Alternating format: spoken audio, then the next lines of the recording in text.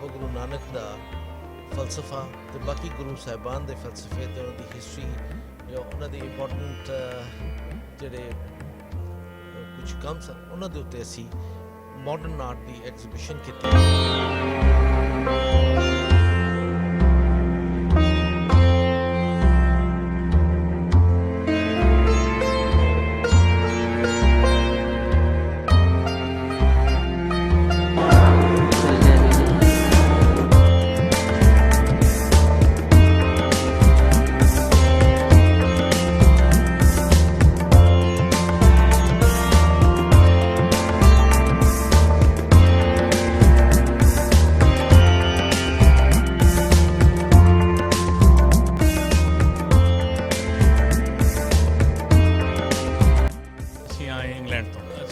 ਅਸੀਂ ਹੈਰਾਨ ਹੈ ਕਿ ਆ ਜੋ ਇੱਥੇ ਐਗਜ਼ੀਬਿਸ਼ਨ ਲੱਗਾ ਕਿ ਇੰਨਾ ਖੂਬਸੂਰਤ ਇੰਨਾ ਸਾਡੇ ਧਰਮ ਨੂੰ ਮੁੱਖ ਰੱਖ ਕੇ ਇੱਥੇ ਪਾਕਿਸਤਾਨੀ ਧਰਤੀ ਤੇ ਇੰਨਾ ਵਧੀਆ ਐਗਜ਼ੀਬਿਸ਼ਨ ਵੀ ਆਰ ਬਹੁਤ ਸਰਪ੍ਰਾਈਜ਼ਡ ਐਂਡ ਇੰਪ੍ਰੈਸਡ। ਮੇਰਾ ਨਾਮ ਰਜਵਿੰਦਰ ਕੌਰ ਹੈ, ਮੈਂ ਲੈਮਿੰਗਟਨ ਸਪਾ ਇੰਗਲੈਂਡ ਤੋਂ ਆਈ।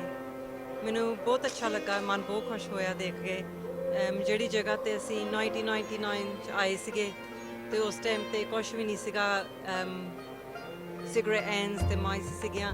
ਉਸ ਜਗ੍ਹਾ ਤੇ ਹੁਣ ਕਿੰਨਾ ਸੋਹਣੀ ਜਗ੍ਹਾ ਬਣਾਈਆਂ ਸਾਡੇ ਸਿੱਖਾਂ ਲਈ, ਮਨ ਬਹੁਤ ਖੁਸ਼ ਹੋਇਆ, ਬਹੁਤ ਅੱਛੀਆਂ।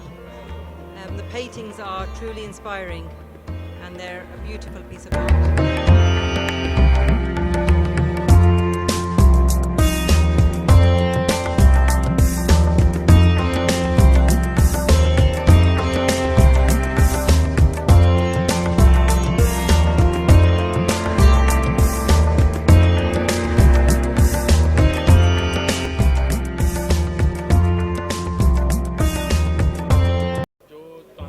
ਸ੍ਰੀ ਗੁਰੂ ਨਾਨਕ ਦੇਵ ਦਾ ਜੋ ਮਨੁੱਖਤਾ ਨੂੰ ਸੁਨੇਹਾ ਉਹ ਇੱਥੇ ਵਾਰ-ਵਾਰ ਦੁਹਰਾਇਆ। ਗੁਰੂ ਨਾਨਕ ਦੇਵ ਜੀ ਗੁਰਬਾਣੀ ਸ਼ੁਰੂ ਕੀਤੀ ਇੱਕ ਓਂਕਾਰ ਤੋਂ। ਤੁਸੀਂ ਦੇਖੋ ਇੱਥੋਂ ਇੱਕ ਓਂਕਾਰ ਦੇ ਵਾਰ-ਵਾਰ ਤਸਵੀਰ ਆਉਂਦੀ ਆ। ਬਾਕੀ ਗੁਰੂ ਸਾਹਿਬ ਦੀ ਜੀਵਨਾਂ ਦੇ ਵਿੱਚੋਂ ਤਸਵੀਰਾਂ ਬਣਾਈਆਂ ਆ ਇਤਿਹਾਸਕ। ਉਹ ਸਾਡੇ ਵਾਸਤੇ ਸਾਰਿਆਂ ਵਾਸਤੇ ਇੱਕ ਰਿਮਾਈਂਡਰ ਹੈ ਕਿ ਗੁਰੂ ਸਾਹਿਬ ਦਾ ਇੰਨਾ ਉੱਚਾ ਤੋਂ ਸੁੱਚਾ ਜੀਵਨ ਸਾਡੇ ਪੀਰ ਪੈਗੰਬਰ ਸੀ।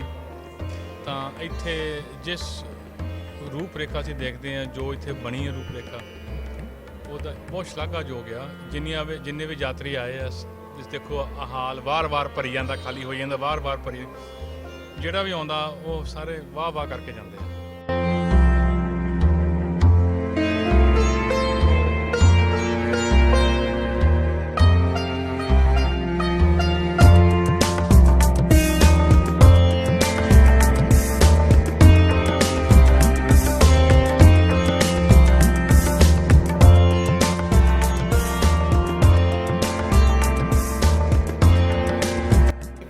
Saifuddin director ਫਿਰੋਜ਼ਖਾਨਾ museum.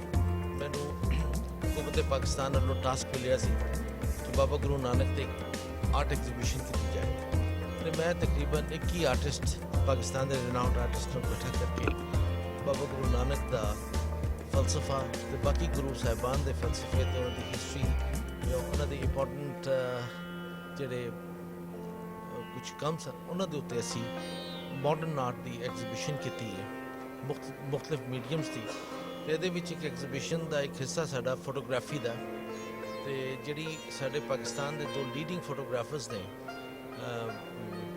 ਨਦੀਮ ਖਾਬਰ ਸਾਹਿਬ ਅਤੇ ਸ਼ਰਜੀਤ ਅੰਸਰ ਸਾਹਿਬ, ਉਹਨਾਂ ਦੀ ਤਸਵੀਰਾਂ ਵੀ ਲੱਗੀਆਂ ਨੇ।